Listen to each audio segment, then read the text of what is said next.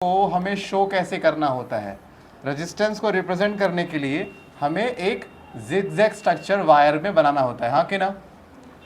और रेजिस्टेंस की यूनिट क्या थी? ओम थी। क्या थी? ओम। ओके, अभी भी इस पे आएंगे, ठीक है। अभी हम इसकी जो यूनिट थी वो थी ओम, इस तरीके से। अच्छा, हम लगे हाथ एक चीज और पढ़ लेते हैं। एक लॉ है जिसे बोलते हैं ओम्स लॉ। क्या बोलते हैं? Ohm's law. इसके हिसाब से मान लीजिए ये एक सर्किट है, ये रेजिस्टेंस है, ये एक बैटरी है, ठीक है। ये एक बैटरी है, तो यहां पर आपने कोई वोल्टेज रखा होगा, ठीक है। तो इसका कहना ये है कि देखो जिस तरह का वोल्टेज होगा, मतलब अगर आपने 10 वोल्ट की बैटरी लगाई है तो इसमें जो करंट आएगा, अगर आप वोल्टेज को बढ़ा दोगे, आप 10 से 20 वोल्ट की बैटरी लगा दोगे, तो सर्किट में करंट ज़्यादा होगा, कम हो जाएगा? ज़्यादा होगा। भाई जितना बड़ा बैटरी, जितनी बड़ी पावर का बैटरी लगाओगे उतना ही तगड़ा करंट फ्लो करेगा ना सर्किट के अंदर। यानी कि जो वोल्टेज होता है वो करंट के साथ क्या शो करेगा? Directly proportional. याद है डायरेक्टली मतलब क्या होता है? जब एक चीज़ के बढ़ाने से दूसरी चीज़ भी बढ़ रही हो, या एक चीज़ के घटाने से दूसरी चीज़ भी घट रही हो, तो उसे हम क्या बोलते हैं? Directly proportional. तो ओम्स लॉ में ये कहा जाता है जैसे जैसे आप वोल्टेज बढ़ाएंगे सर्किट का, वैसे वैसे करंट बढ़ जाएगा। तो सोचो, अगर मेरे पास एक चार्जर है जो कि 6.4 वोल्ट का है, एक 20 वॉट का है, एक 40 वॉट का है, तो 40 वॉट का चार्जर ज़्यादा बिजली फेंकेगा मेरे डिवाइस में, 20 वॉट का डिवाइस कम बिजली फेंकेगा, और 6.4 वोल्ट का डिवाइस और कम बिजली फेंकेगा। तो जितना वोल्टेज तुम बढ़ाओगे उतना ही बिजली सर्किट में बढ़ती चली जाएगी। अब मैंने आपसे कहा था हमें कभी भी अगर ये सिंबल हटाना होता है इक्वल, तो एक कांस्टेंट ऐड करना होता है। कांस्टेंट का मतलब होता है एक ऐसी चीज़ ऐड करो जिसकी वैल्यू हमेशा फिक्स रहती हो। तो इसको हटाने के बाद वो यहाँ पर वैल्यू क्या है? रेजिस्टेंस। क्या है? रेजिस्टेंस हर वायर का फिक्स होता है, आप चेंज नहीं कर सकते, पता है ना। रेजिस्टेंस आप चेंज, देखो एक रेजिस्टिविटी था और एक रेजिस्टेंस था, दोनों का काम करंट रोकने का होता है, लेकिन रेजिस्टिविटी जो है वो डिपेंड करता है उसके नेचर पे। किस पे करता है? लेकिन रेजिस्टेंस डिपेंड करता है उसकी लंबाई पे, इसकी चौड़ाई पे, लेकिन रेजिस्टिविटी डिपेंड तो नहीं करती। तुम चाहे तार को इतना रखो तांबे की, चाहे रखो इतना, चाहे इतनी पतली चाहे इतनी मोटी, वो रेजिस्टिविटी कैसी रहेगी? सेम, क्योंकि रेजिस्टिविटी नेचर पे डिपेंड करता है, रेजिस्टेंस लंबाई चौड़ाई पे डिपेंड करता है। तो लंबाई चौड़ाई को घटाने बढ़ाने से फ़र्क रेजिस्टिविटी पे आएगा, रेजिस्टेंस पे आएगा? रेजिस्टेंस पे आएगा। रेजिस्टिविटी को कभी आप चेंज करें, वो फिक्स होती सबकी, तांबे की फिक्स है भाई, लोहे की फिक्स है। तो ये मैंने बनाया, ठीक है, ये बेसिकली ओम्स लॉ है। तो अब देखो, कभी भी ऐसा हो सकता है कि दो तरह के सर्किट आपको मिल सकते हैं। प्लीज़ सुनना ध्यान से। ऐसा हो सकता है कि एक सर्किट है, उस सर्किट में रेजिस्टेंस जो है वो ऐसे लगे हुए हैं, मतलब ऐसे। सोचो यहाँ पर रेजिस्टेंस एक हो गया R1, ये रेजिस्टेंस हो गया R2, ये हो गया R3, ऐसी चार। भाई एक सर्किट में 3 रेजिस्टेंस हो सकते हैं, 4 हो सकते हैं, 5, 6, 7, 8, पता नहीं कितने हो सकते हैं। होने को एक भी हो, क्या हो, और होने को एक भी ना हो। तो जितने भी रेजिस्टेंस है वो सारे एक साथ कनेक्टेड, अगर एक साथ कनेक्ट होंगे तो इसको क्या बुलाते हैं? इसको बुलाते हैं सीरीज कनेक्शन। क्या बुलाते हैं? Series connection. अगर एक के साथ एक जुड़े इसको सीरीज कनेक्शन नाम दिया। कई बार क्या होता है, अगर बहुत सारा रेजिस्टेंस है वो सीरीज में नहीं, पैरेलल अरेंज होते हैं। मतलब पैरेलल सोचो कैसे, जैसे एक रेजिस्टेंस, मान लीजिए एक रेजिस्टेंस ये हो गया, दूसरा रेजिस्टेंस ये हो गया, तीसरा रेजिस्टेंस ये हो गया, और यहाँ से फिर जाके ये सर्किट से आपस में अटैच है। देखो अभी भी वही रेजिस्टेंस है, R1 है, R2 है, R3 है, नहीं, लेकिन अब कैसे एक दूसरे के पैरेलल है। तो ये वाला रेजिस्टेंस का अरेंजमेंट कैसा माना जाएगा? पैरेलल माना जाएगा। तो रेजिस्टेंस किसी भी वायर में अगर एक से ज़्यादा है तो दो तरीके से अरेंज हो सकते हैं, या तो एक के साथ एक जुड़े हुए मतलब सीरीज, या एक के ऊपर एक। कौन सा होता है? पैरेलल। क्या सर दोनों पॉसिबल है? जी हाँ, दोनों भी पॉसिबल है, बट हम उससे पहले ये समझते हैं कि इसमें और इसमें क्या होने वाला है। सबसे पहले समझते हैं कि अगर सीरीज में रेजिस्टेंस लगा हुआ है, रेजिस्टेंस किस, हम रेजिस्टेंस देख रहे हैं किसमें, सीरीज में देख रहे हैं, ठीक है, केस ए। तो जरा सुनिएगा, ये मेरे पास बैटरी है और मैं यहाँ पे सर्किट लगा रहा हूँ, मतलब 1 2 और 3, तो मैं इसको ऐसे कर रहा हूँ कनेक्ट, ठीक है। तो मान लीजिए रेजिस्टेंस हो गया R1, ये हो गया R2, ये हो गया R3। आपको पता है सीरीज़ में क्या खासियत होती है, सीरीज़ में हम यहाँ से, ये बैटरी है, इसने करंट भेजा, ठीक है, और मान के चलो इसने करंट भेजा है इस सर्किट में, लेट सपोज 10 एम्पियर का करंट दिया, कितने का, आपको पता ही है यूनिट क्या होती है करंट की, एम्पियर ही होती है। तो इस बैटरी ने जब 10 एम्पियर का करंट दिया, ये 10 एम्पियर पहले कहाँ जाएगा, रेजिस्टेंस 1 के पास जाएगा। तो यहाँ से जब 10 एम्पियर निकलेगा तो यहाँ से वही 10 एम्पियर किसे मिलेगा, 2 को भी मिलेगा, वही किसे मिलेगा, 3 को भी मिलेगा, और फाइनली 10 एम्पियर दोबारा कहाँ जाएगा, बैटरी में। भाई करंट तो हमेशा उतना ही रहता है। तो अगर सारे रेजिस्टेंस को एक ही जैसा करंट मिलेगा, इसका मतलब वो सीरीज में है। कैसे, सीरीज में। क्यों, कई बार ना हम क्या मान लेते हैं कि सर ऐसे अरेंज तो मानेंगे सीरीज में। अरे भाई ऐसा भी तो हो सकता है कि मान लीजिए रेजिस्टेंस है, मान लीजिए ये दिखा दिया R1, ये दिखा दिया R2, ये दिखा दिया R3 और ये दिखा दिया सर्किट। पता करना है ये सीरीज में है ना, पता करना है। आपको पता कैसे करना है, सिर्फ करंट भेजो। क्या भेजो, आपको सारा आंसर करंट खुद ब खुद दे देगा। हम करंट भेजते हैं, चलो कोई भी करंट की वैल्यू मानते हैं, हमेशा प्लस साइड से करंट निकलता है, ये भी आपको याद होगा। तो मान लीजिए प्लस साइड से हमारा करंट निकला, यहाँ से कितना मान ले, चलो 1 एम्पियर मान ले, ये जाएगा जाएगा और इस पे जब यानी इस रेजिस्टेंस 1 को कितना करंट मिला, 1 एम्पियर का मिला, ठीक है। अब यही जाएगा, अब इसको रास्ते में तो कहाँ जाएगा, ऊपर जाएगा, ऊपर गया, ऊपर गया। रेजिस्टेंस 2 को भी कितना मिला, 1 एम्पियर मिला, फिर वो आगे जाएगा, ऊपर जाएगा, घूमेगा करंट, घूमेगा घूमेगा घूमेगा, इसको भी कितना मिला, 1 एम्पियर। जब तीनों में सेम करंट आ रहा है और तीनों सीरीज में, तो जैसे मर्जी तार मोड़ मार दे। कई बार वो खेलते हैं ऐसे आप लोगों से, उनको पता बच्चा रट के आ रखा है कि लाइन में होगा तो सीरीज, क्या ये लाइन में तीनों बट फिर भी सीरीज में है। अरे भाई मैं इस तार को क्या मोड़ नहीं सकता, क्या मोड़ूंगा तो क्या ये सीरीज से कुछ और हो जाएगा, तब भी तो सीरीज रहेगा ना, मोड़ने से क्या फर्क पड़ता है। तो हम कैसे पता करेंगे सीरीज में, क्या करेंगे, करंट भेजेंगे। जिन जिन रेजिस्टेंस में एक जैसा करंट गया वो सारे सीरीज में, सर जिसमें नहीं गया वो पैरेलल में आ जाएगा। कैसे, अच्छा पहले यहां देखते हैं। तो मुझे सीरीज की पहचान तो करनी आ गई।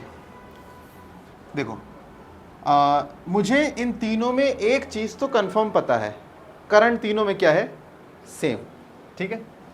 तो मान लीजिए ये पॉइंट हो गया पोटेंशियल 1, ये पॉइंट हो गया पोटेंशियल 2, ठीक है। इस बीच ये मान लीजिए 10 वॉट की बैटरी है, सुनना ध्यान से, इस बीच का वोल्टेज कितना है, 10 वोल्ट है, हाँ कि ना। मैंने अभी आपको पीछे पढ़ाया है, वोल्टेज जैसे बढ़ाओगे करंट बढ़ता है। मतलब एक फॉर्मूला बनाया था हमने, V = IR। तो मुझे यहाँ से लेके यहाँ तक इन दो पॉइंट के बीच का वोल्टेज निकालना है, तो फॉर्मूला आता है V = IR, ऐसे निकालना पड़ेगा। चलो मैं तुम्हें इसका एक सिंपल तरीका और बताता हूँ। मैं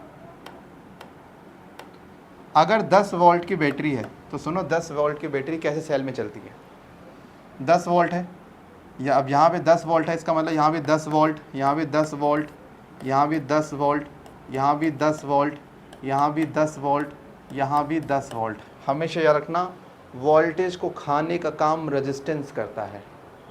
वोल्टेज अगर खाना है तो रेजिस्टेंस चूहा है, चूहा ही हमेशा खाएगा खाने को, ठीक है। यहाँ कितना है आपको पता है ना, कि इसमें जो प्लस है इसका मतलब है इस तरफ वोल्टेज 10 है, इस तरफ कितना है 0, तो डिफरेंस कितने का आ गया, 10 का आ गया। मतलब तभी बैटरी कितने की है, 10 वोल्ट की है। तो पहला भी समझ रहे हो, बैटरी में 10 वोल्ट 20 वोल्ट का मतलब क्या होता है कि माइनस साइड से 20 ज़्यादा है, राइट में माइनस साइड से 10 ज़्यादा है। तो मैं एक काम करूँ, इस तरफ को मान लूँ 20, इस तरफ को मान लूँ 0। तो देखो यहाँ पर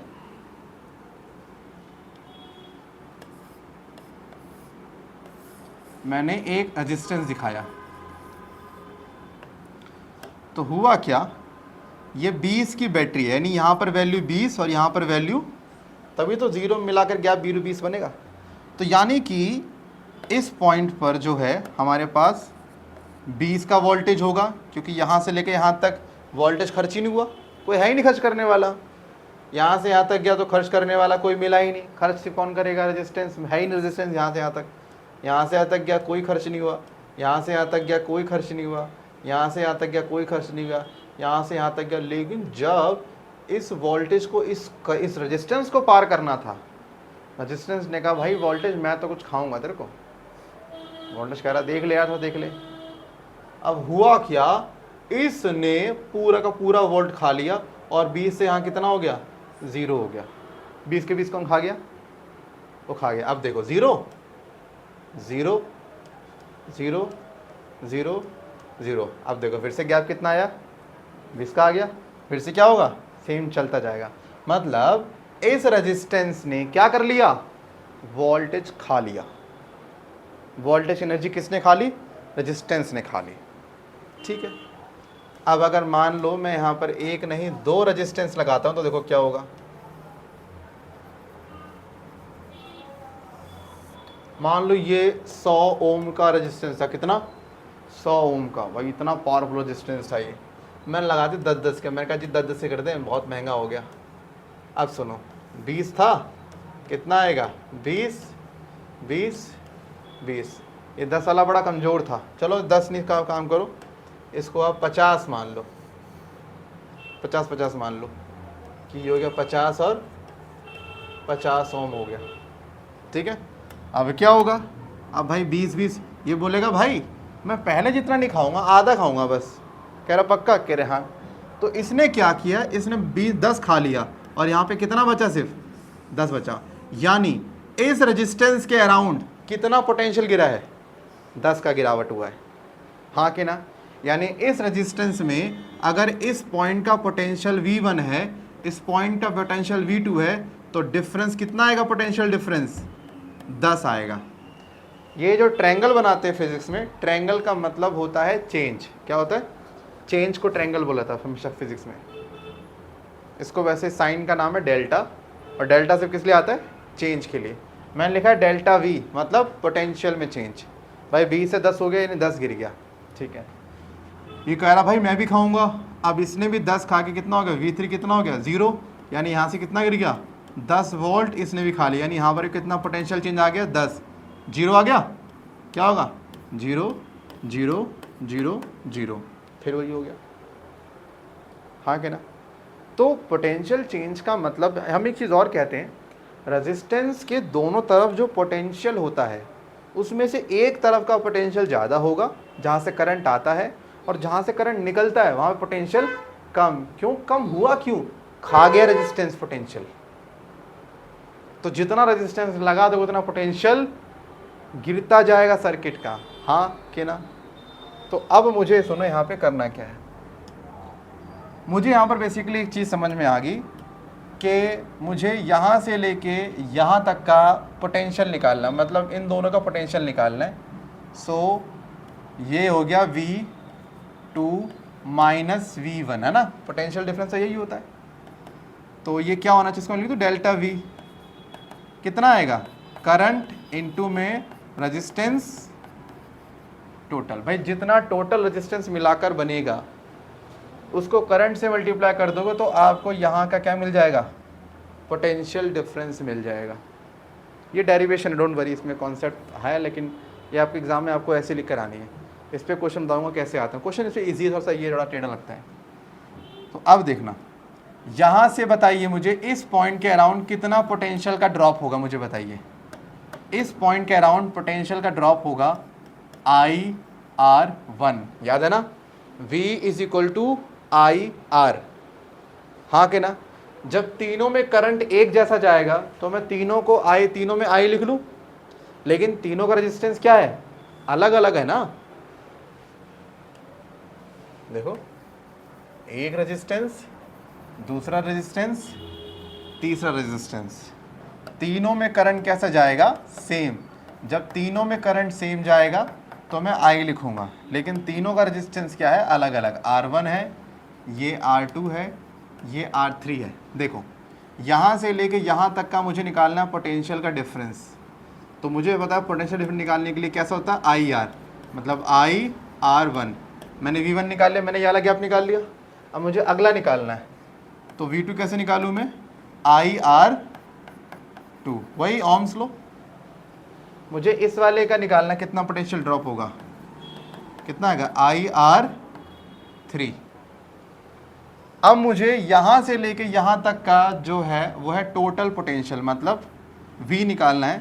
तो V इज इक्वल टू क्या होगा? V1 plus V2 plus V3, ऐसी होगा भाई। यहाँ से लेके यहाँ तक जो पोटेंशियल हो कैसे होगा? Potential number 1, potential number 2, potential number 3, ऐसी तो आएगा। अब पोटेंशियल नंबर 1 कितना है? देखो, अच्छा है, यहाँ से लेके यहाँ तक का टोटल होगा, करंट आई रहेगा पूरे सर्किट में, और तीनों को मिलाकर मैं एक टोटल रेजिस्टेंस मान लूँ, टोटल जोड़ के, मुझे नहीं पता कुछ, मैंने RT लिख देता हूँ, R टोटल। अब V1 कितना आया था? IR1 लिख दूँ, IR1। V2 कितना आया था? IR2। V3 कितना आया था? IR3। सब में I कॉमन है, जब I कॉमन है तो मैं I को काट दूं। मैथ्स में होता है ना, राइट में कॉमन लिया I, लेफ्ट में कॉमन लिया I, दोनों काट देते हैं। क्या बचा? R total is equal to R1 plus R2 plus R3। मतलब अगर आपसे सर्किट का टोटल रेजिस्टेंस पूछा जाए तो आपको करना क्या है? सारे रेजिस्टेंस को जोड़ दो बस। जैसे मान लीजिए एक रेजिस्टेंस है 10 ओम, एक है 5 ओम, एक है 5 ओम। बोले सर्किट का पूरा रेजिस्टेंस बताइए कितना होता है। तो सीरीज़ में भी आपके सामने फॉर्मूला है कि जो टोटल रेजिस्टेंस होता है उसमें सबको डायरेक्टली जोड़ दो।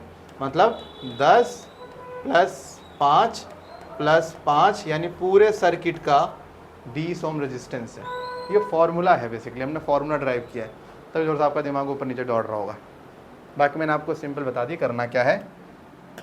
भाई देखो, मैंने पहले यहाँ से लेके यहाँ तक का निकाला एक पोटेंशियल, फिर यहाँ से लेके यहाँ तक का निकाला पोटेंशियल, यहाँ से लेके यहाँ तक का निकाला पोटेंशियल। निकाला, ये V1 है, ये V2 है, ये V3 है।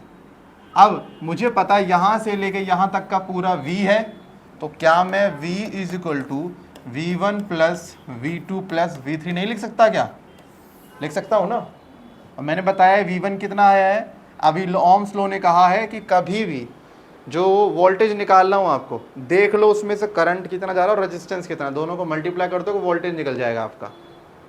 तो हमने कहा अगर मुझे मान लीजिए मुझे यहाँ पर इसके दोनों तरफ का निकालना था पोटेंशियल, तो मेरे को फॉर्मूला बताया गया है कि करंट को मल्टीप्लाई कर दो रेजिस्टेंस से।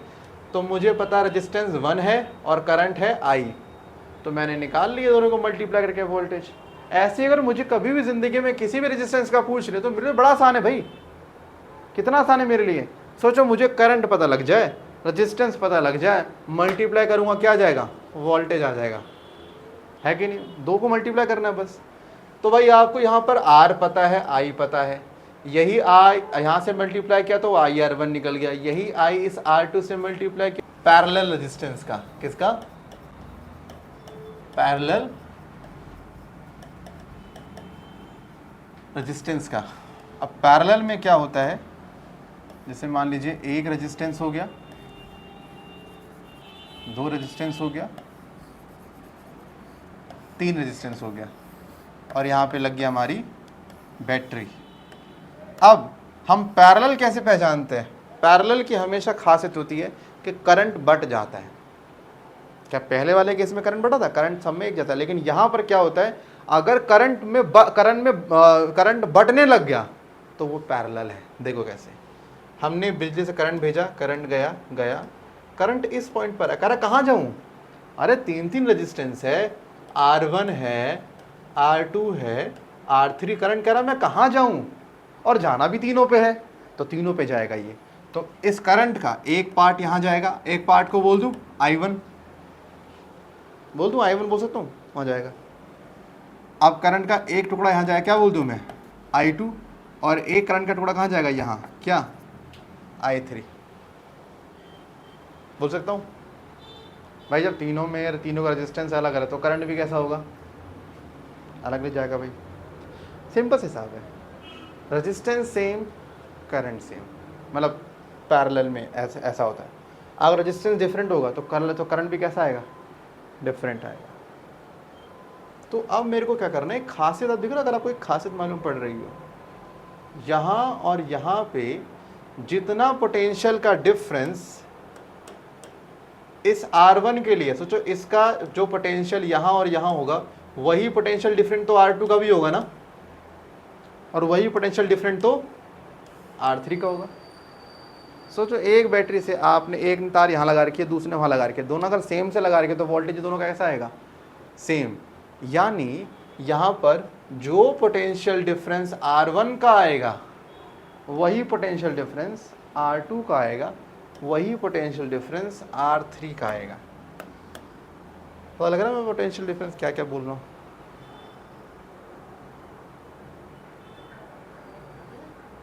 पोटेंशियल डिफरेंस कहता है ना, क्या होता है पोटेंशियल, मैंने कहा था इलेक्ट्रिक फील्ड में किसी प्रोटॉन को लाने, किसी प्लस चार्ज को लाने के लिए जो एनर्जी खर्च करनी पड़ती है हमें, दैट इज़ पोटेंशियल। और ऐसे दो पोटेंशियल में जो डिफरेंस आता है उसे पोटेंशियल डिफरेंस कहते हैं। इसका बनाते हैं फॉर्मूला भाई। सो यहाँ पे तीनों का जो है वो पोटेंशियल सेम है, लेकिन तीनों का करंट अलग अलग है। तो एक काम करता हूँ, अच्छा मैं ऐसा मान लूँ I is equal to I1 plus I2 plus I3, ऐसा कह सकता हूँ मैं। जो करंट है, जो वापस यहाँ पर आएगा अभी, तो वो करंट कैसे आएगा, I1 यहाँ से आएगा, I2 यहाँ से आएगा, I3 यहाँ से आएगा। बोल दूँ कि तीन करंट का मिला के एक करंट बन रहा है ना। अब बताइए I का फॉर्मूला क्या होगा, V अपॉन R टोटल होगा कि नहीं होगा। भाई V इज इक्वल टू अगर IR होता है, तो अगर मैं I को यहीं रखूं, R को यहाँ ले जाऊं, तो I is equal to V upon R हुआ कि नहीं हुआ, हुआ ना। इसका मतलब करंट कहीं निकालना है तो मुझे दो चीज़ बता दो बस, रेजिस्टेंस क्या है, पोटेंशियल क्या है, बता देंगे करंट कितना जाएगा सर्किट के अंदर। ठीक है भाई। अब I1 निकालना है, तो मुझे बताओ इस R1 के दोनों अराउंड पोटेंशियल क्या है, V। अच्छा पोटेंशियल तीनों के लिए क्या है, सेम ना। जब सबके लिए पोटेंशियल सेम है तो मैं V1 V2 V3 लिखूं क्या, V लिखेंगे ना। देखो जो सबके लिए अलग होता है उसमें आप 1 2 3 4 5 लिखते हो, जो सबके लिए सेम होगा, अगर करंट सेम है तो I, वोल्टेज सेम है तो V, रेजिस्टेंस सेम है तो R। सेम के लिए कोई 1 2 3 नहीं आता, तो यहाँ पर मैं लिखूंगा V, लेकिन रेजिस्टेंस तो अलग है ना, क्या आएगा R1।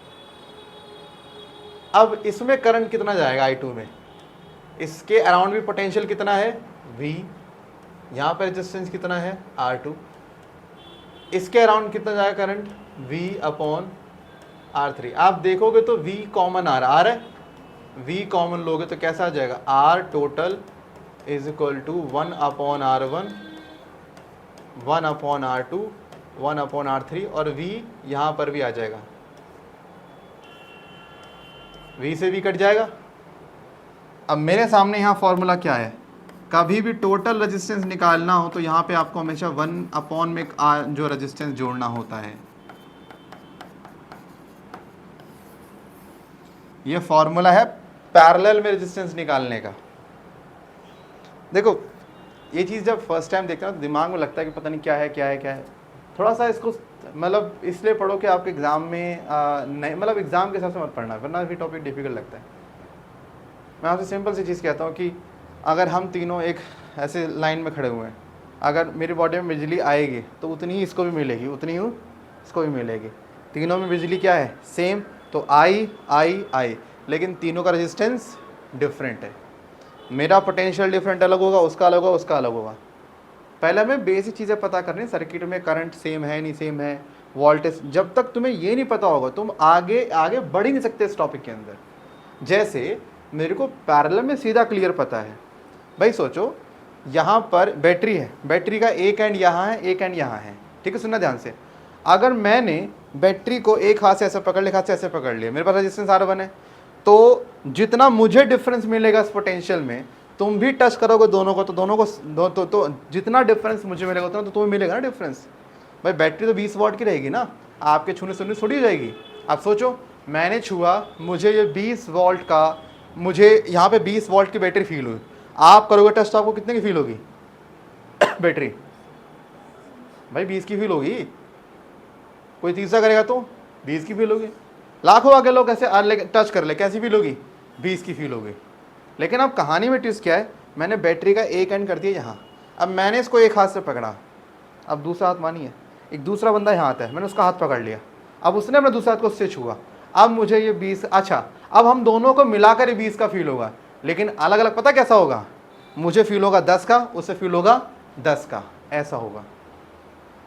तो पैरेलल में क्या होता है कि जो रेजिस्टेंस R1 है ये इस पॉइंट से, यानी यहां पर भी कोई पोटेंशियल होगा, यहां पर भी, तो जितना डिफरेंस इन दोनों पोटेंशियल का होगा वो इसके लिए भी सेम, इसके लिए भी सेम, इसके लिए भी सेम।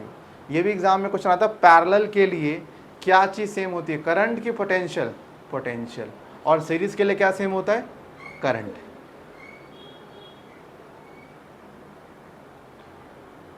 मतलब अब देखो, जो हमेशा करना हमें ये होता है कि जो चीज़ डिफरेंट होती है हमेशा उसे जोड़ना होता है। यहाँ पे करंट डिफरेंट है ना, मैंने लिखा I is equal to I1 plus I2 plus I3। पीछे देखो मैंने क्या किया, पीछे डिफरेंट सबके लिए क्या था? पोटेंशियल। यहाँ पे पोटेंशियल 1, पोटेंशियल 2, पोटेंशियल 3। तो जो डिफरेंट है मैंने उसी को जोड़ा है ना, यहाँ पे पोटेंशियल जोड़ा, पीछे करंट। अब लगा लो V is equal to IR1 IR2, ये करना, I कट गया, पीछे I था कौन, मतलब I अलग है तो V upon V upon V upon. तो ये ना आप पहली बात ऐसे याद कर लेना, आप ये सबसे पहले, ये आपके एग्जाम में डेरिवेशन है, इसमें कॉन्सेप्ट नहीं है भाई आपका। तो बताओ एग्जाम में क्वेश्चन कैसा आएगा? एग्जाम में क्वेश्चन आएगा, मान लीजिए ऐसा आएगा, फाइंड द टोटल रेजिस्टेंस। एक सर्किट है,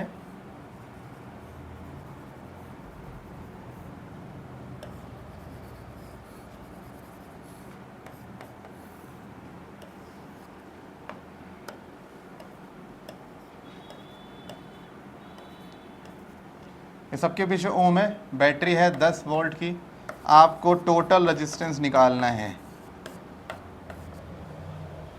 हमारा पहला टास्क क्या होना चाहिए दिव्या? हमें पहले ये पता करना चाहिए ये बैटरी, मैं कैसे पता करूं बता? करंट भेज दो, सारा मसला सॉल्व कौन करेगा? करंट खुद चिल्ला के बोल देगा रेजिस्टेंस। पहले देखो मैंने बैटरी से करंट भेजा, करंट गया, मान लीजिए, और कोई करंट की वैल्यू मान लो 10 है, 10 मिला 2 को, वही 10 मिला 4 को, वही मिला 2 को, वही मिला 4 को, वही 2 को, वही 2 को, फिर फाइनली उतना आ गया। अगर सबको करंट सेम मिला है तो सारे क्या है? सीरीज में है। और सीरीज में टोटल रेजिस्टेंस फाइंड करना बड़ा आसान है। RT is equal to R1 R2 R3 R4 R5 R6, R1 R2 R3 R4 R5 और R6। अब मुझे टोटल निकालना है। सो टोटल रेजिस्टेंस में R1 कितना है? 2, R2 कितना है? 4, फिर 2, फिर 4, फिर 2 और 2, कितना आएगा? 4 2 6 2 8 4 12 4 16, यानी 16 ओम। ये है टोटल रेजिस्टेंस। इसका मतलब अगर मैं एक ऐसा सर्किट बना दूं जिसमें मैं सिर्फ एक रेजिस्टेंस लगाऊं 16 ओम का, क्या लगा दूं? 16 ओम का, दोनों एक ही बराबर है। कैसे? एक तराजू में आप 4 लोग खड़े कर दो 10-10 किलो के या 20-20 किलो के, 80, और एक तराजू सिर्फ 80 किलो का एक इंसान खड़ा कर दो, दोनों क्या है, एक बराबर है, वजन के हिसाब से क्या है, बराबर ही है ना भाई। 80 किलो वहाँ भी, 80 किलो यहाँ भी है, यहाँ अकेला बंदा है, वहाँ 4 है, बात तो एक ही है, वेट में तो उतना ही आ रहा है। तो भैया या तो आप ऐसे दिखा दो, या सारे मिलाकर एक ही जोड़ के कर दो, ये ज़्यादा ईजी है, एटलीस्ट दिमाग कम खराब होगा।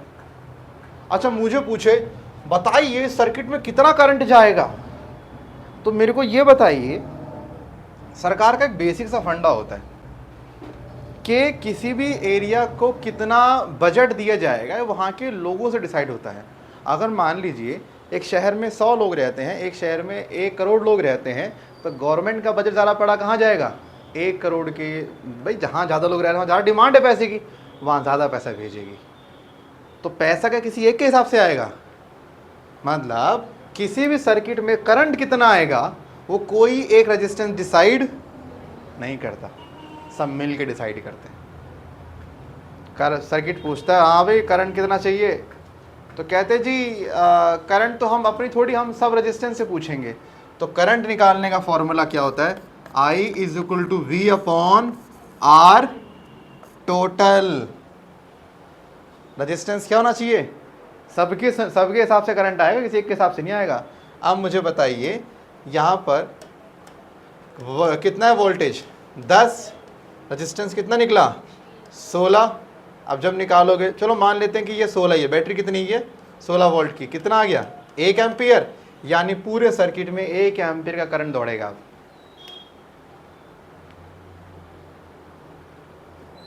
यानी एक चीज तो क्लियर है, सीरीज से रेजिस्टेंस बड़ा बन जाता है, समझा तो वैसे। हम एक क्वेश्चन और मान लेते हैं, मान लेते हैं मैंने 3 रेजिस्टेंस लिए हैं सीरीज में, ठीक है, सुनना ध्यान से, आपको अभी आपके चक्षु खुलने वाले हैं। मान लीजिए ये है कितना 12 ओम का रेजिस्टेंस मान लेते हैं, ठीक है, कितना 12 ओम का, और बैटरी जो मान लेते हैं वो 24 वोल्ट की बैटरी है। मुझे इसका रेजिस्टेंस टोटल निकालना, टोटल में सिंपली जोड़ देते हैं, सीरीज में तो सिंपल जोड़ देते हैं, कितना आएगा 36 ओम आ रहा है ना, 36 ओम आ रहा है। अब अगर मान लीजिए यही मैंने जोड़ दिया किसमें, पैरेलल में, बैटरी भी कितनी लगाएंगे, वही सेम 24 वोल्ट की लगाएंगे, 24 वोल्ट। सुनना बहुत ध्यान से, अभी कितना ओम है, 12 और 12। भाई यहाँ पर तो टोटल ऐसे निकालते हैं सर, यहाँ तो 1 अपॉन में आर टोटल निकलता है, 1 अपॉन में R total is equal to 1 upon R1 plus में 1 अपॉन R2 प्लस में 1 अपॉन R3। तो मेरे को बताइए 1 अपॉन R1 में क्या लिखूँ मैं लिख लूँ इसको 1 upon R total is equal to 1 upon 12, 1 upon 12, 1 upon 12 लिख लूँ, हो सकता है ऐसा। अच्छा मैं यहाँ पे 12 कॉमन ले लूँ, अब देखो 12 × 12 1 से मल्टीप्लाई करना पड़ेगा, यानी ऊपर भी कितना रहेगा फिर 1, 12 12 एक ही है, यानी ऊपर से मल्टीप्लाई भी किससे करेंगे, 1 से करेंगे, और 12 12 1, यानी ऊपर भी सेम 1, मतलब मैथ्स है। मुझे बताइए क्या आएगा, 1 upon R total is equal to 3 upon 12 आएगा, जिससे करेंगे तो 1 बाय कितना आ जाएगा 4। लेकिन मुझे तो रेजिस्टेंस निकालना है, मुझे 1 अपॉन आर थोड़ी निकालना है, मुझे सिर्फ आर टी निकालना है। मैं एक काम करूं, इसको उल्टा घुमा दूं, भाई 1 अपॉन R2 है, RT है, इसको मैं उल्टा घुमा सकता हूं ना, लेकिन कंडीशन क्या है, फिर उस तरफ भी ऐसा करना पड़ेगा। रूल तो सिंपल है भैया, दोनों तरफ सेम करना पड़ेगा। जब मैं इसको ऐसे घुमाऊंगा तो ये हो जाएगा RT अपॉन 1, वो हो जाएगा 4 अपॉन 1, और नीचे के 1 को हम कभी मानते ही नहीं है। तो इन शॉर्ट क्या निकला है, RT इज इक्वल टू 4 ओम निकला है, हाँ कि ना। अब देखो मतलब यहां पर जब बैटरी से करंट मांगा जाएगा, सुनना ध्यान से, तो बैटरी से करंट मांगने के लिए फॉर्मूला होता है I is equal to V upon R total, ठीक है। तो वोल्टेज कितना है 24, लेकिन रेजिस्टेंस कितना है 36, कितना है, इसका मैं एक बार निकालता हूं कितना करंट बनेगा सर्किट में।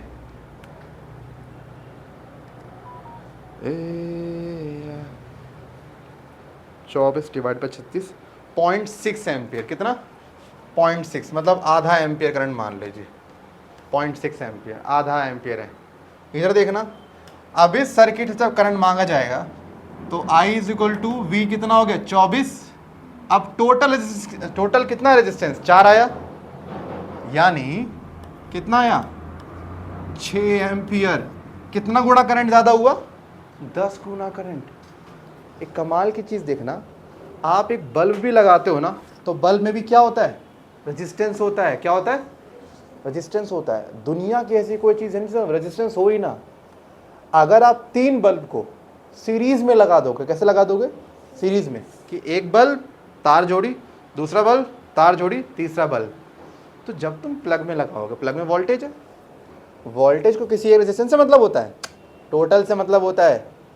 वो देखेगा अरे यार सीरीज लगा दिया, इतना बड़ा तू रेजिस्टेंस कर रहा है, तो हिसाब क्लियर है, जितना बड़ा रेजिस्टेंस रखो करंट उतना कम भेजे। मैंने आपसे बोला था एक लाइन, रेजिस्टेंस जितना बड़ा, सोचो ना जिस रोड पे भीड़ ज़्यादा होगी लोग भी उस पर कम जाएंगे, जहाँ रोड पे भीड़ कम होगी वहाँ लोग ज़्यादा जाएंगे।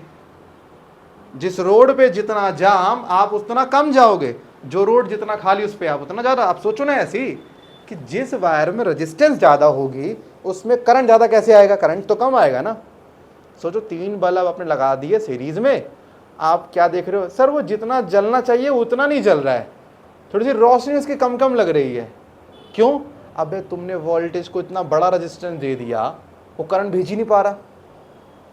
देखो यहाँ 36 ओम का आ गया रेजिस्टेंस, यानी 36 ओम रोक रहा है करंट को। इधर 4 ओम का रेजिस्टेंस टोटल आ गया।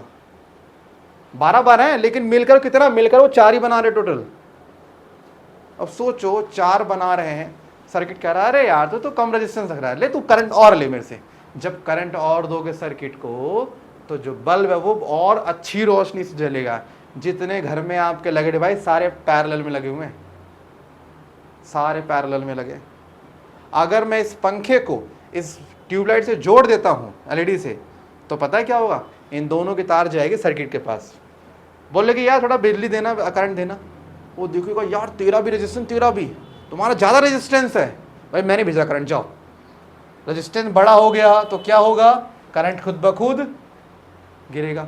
इनको करंट कम भेज रहा है, वो चल रहा है स्लो स्पीड से, ये ठीक से लाइट जल नहीं रहा। हाँ है ना? लेकिन ये गया अलग से गया उसके पास, भाई करंट देगा क्या? वो बोल रहा कौन है रेजिस्टेंस? कह रहा मैं अकेला। अच्छा तू ही अकेला, ठीक है, रेजिस्टेंस का मैं ले, करंट ले, खूब ले। वो भी गया, भाई मेरे को चाहिए, कोई और तो नहीं? कह रहे नहीं मैं हूँ, ले तू वो भी ले।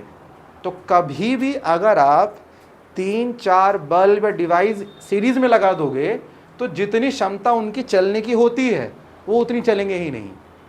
इवन मैंने एक बार गलती से क्या किया, मैंने लाइट मैंने लगाई, तो मैंने किया क्या, मेरे पास 8-10 लाइट थी, मैंने सारी कर दी करंट सीरीज में, और मैंने ध्यान नहीं दिया जैसे लाइट जलाई सब डिम जल रही हैं। फिर मैं कहा अरे तो सीरीज लगा दिया मैंने, तो क्या कर दिया मैंने, रेजिस्टेंस को क्या, मैंने सर्किट को क्या दे दिया, बड़ा कर दिया रेजिस्टेंस। और इसी हिसाब क्लियर है, जिस रास्ते पे जितना ज़्यादा जाम रखोगे उस पर उतने ही कम लोग जाएंगे उसके बाद। तो रेजिस्टेंस ज़्यादा करंट कम, रेजिस्टेंस कम करंट